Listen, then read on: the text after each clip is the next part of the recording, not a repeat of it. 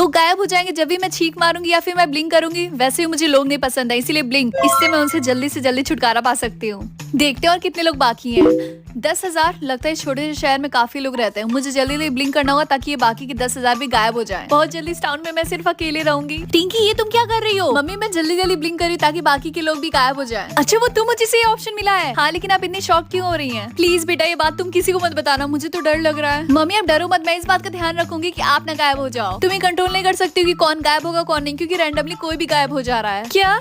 हाय bestie. हाय रिया। रिया, मुझे तुमसे एक क्वेश्चन पूछना था। एक दिन में एक इंसान कितने बार ब्लिंक करता है? 20,000 टाइम। ओ, इसका मतलब आज रात तक सारे इंसान गायब हो जाएंगे। लेकिन तुम क्यों पूछ रही हो? नहीं, ऐसे ही। अच्छा, मैं जो बात बताने वाली थी कि क्या ये भी गायब हो गई? मुझे पता चल गया कि जितने लोग भी गायब हो रहे हैं उसके पीछे कौन रिस्पॉन्सिबल है। तुम्हें कैसे पता चला? वो मैटर नहीं करता, हमें जल्दी से उस इंसान को पकड़ना होगा इससे पहले हम गायब हो जाएं। चलो मेरे साथ।